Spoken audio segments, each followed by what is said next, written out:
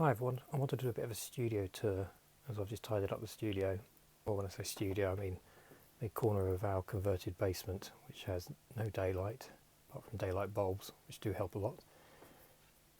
This is my collection of books, comics and drawing books and art books, and then a comfy couch because I often like to draw just sat with a board on my lap, and then A3 printer and scanner, some work on the go, cup of tea, computer and drawing pad. As I do most of my work traditionally, it's an unfinished oil painting and a limited print from Frank Cho, which I got from him at MCM Comic Con. Thank you, Frank. Some Larry Elmore limited edition prints. I love Larry Elmore's work from D&D back in the day, and some Keith Parkinson, some Les Edwards. Les is a fantastic artist and a really nice chap. Michael Turner, obviously. And then these are my brushes and dip pens. I've got a good collection of brushes. I tend to treat them fairly well and wash them up immediately afterwards, which I know not everyone does. So they've lasted years, some of them. Some sable, some synthetic. Tend not to use very many bristle brushes.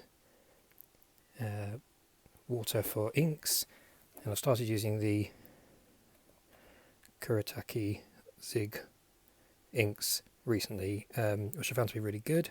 There's a waterproof one and a non-waterproof one. This is the waterproof one. I'll include links in the description of anything I think is useful. And then this is the setup for my drawing board.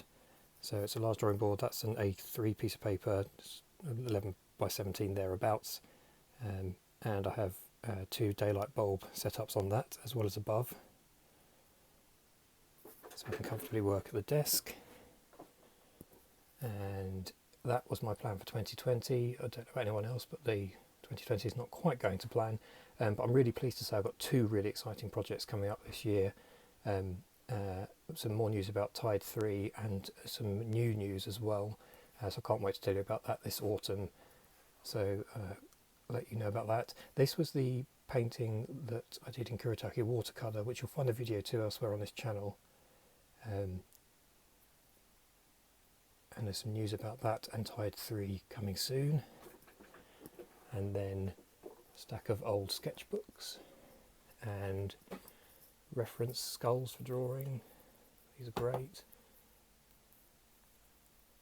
And some other mannequins to reference. And this is a pile of Tide scripts. There's 12 pages, 12 issues of the Tide, so there's lots more to come. And these are boxes of the Tide, so we'll let you know how to get your hands on those in the next Kickstarter. And these are the books which, if you haven't seen them, so I did 2 limited edition books, these monster editions, which have oil paintings on the cover. There's only 10 of those available, 2 of which have already sold during the last Kickstarter.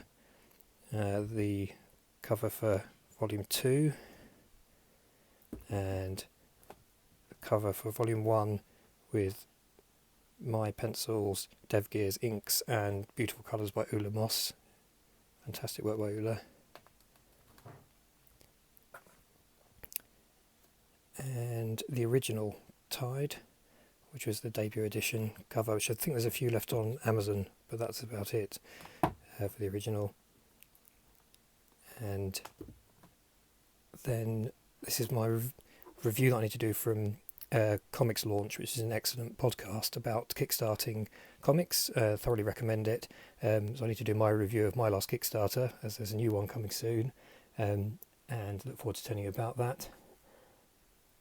Finally, this is my drawer of supplies. So the Kuretake watercolours, oil paints, acrylics, lots of pencils and supplies. Really look forward to telling you more about what we've got coming up this autumn. It's really exciting. 2 major projects that I want to tell you about, so I look forward to doing that, and I hope you really enjoyed the studio tour. I love seeing people's studios, so if you've got a link to your studio and you want to share that below, please do. If you've got any questions about what I use or what I've got set up in the studio, drop those in the comments, and I look forward to telling you more about the plans for the autumn. Thanks.